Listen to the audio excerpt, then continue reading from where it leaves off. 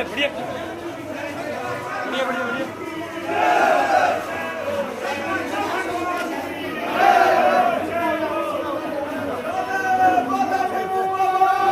प्रयागराज की घटना पर धर्म जगत में उबाल।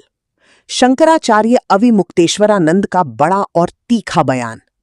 बिना मांगे कैसी क्षमा? सनातन को रौंदा गया, मैं चुप नहीं रहूंगा। प्रयागराज में हुई हालिया घटना को लेकर अब धर्म जगत में नाराजगी लगातार बढ़ती जा रही है। ज्योतिष पीठ के शंकराचार्य स्वामी अविमुक्तेश्वरानंद सरस्वती ने इस पूरे मामले पर बेहद कड़ा और भावुक बयान दिया है।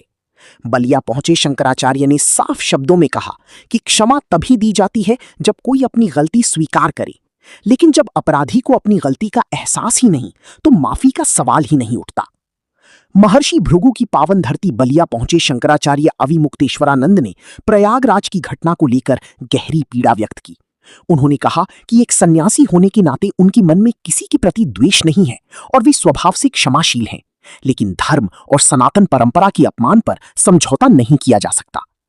शंकराचार्य ने आरोप लगाया कि उनकी आंखों के सामने बटुकों और सन्यासियों के साथ मारपीट की गई और सनातन परंपरा को रौंदने का प्रयास हुआ।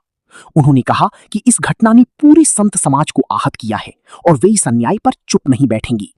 उन्होंने दो टूक कहा कि जब तक दोषियों को अपनी गलती का एहसास नहीं होगा और वे पश्चाताप नहीं करेंगे, तब तक क्षमा की कोई बात नहीं हो सकती। बलिया दौरे के दौरान शंकराचार्य ने उत्तर प्रदेश के मुख्यमंत्री योगी आदित्यनाथ को लेकर भी बड़ा बयान दिया। हालांकि उन्होंने सीधे किसी का नाम लिए बिना संकेतों में कहा कि सत्ता में बैठे लोगों की जिम्मेदारी है कि वे संतों और सनातन परंपरा की रक्षा करें। शंकराचार्य की इस बयान के बाद धर्म जगत और राजनीतिक गलियारों में हलचल तेज हो गई है। प्रयागराज की घटना अब केवल कानून व्यवस्था का मामला नहीं, बल्कि धार्मिक अस्मिता से जुड़ा बड़ा मुद्दा बनती जा रही है। बात यह है कि क्षमा करने का प्रश्न ही अभी आया नहीं। क्षमा कब किया जाता है? जब क्षमा करने के लिए कोई कहे कि हमें क्षमा कर दिया जाए, हमें अपनी गलती का एहसास है। अभी तो उन्होंने ये सब कुछ कहा ही नहीं। जहाँ तक हमारा व्यक्तिगत प्रश्न है, एक सन्यासी होने के नाते हम किसी को दोषी नहीं मानते, हम तो क्षमाशील ही हैं।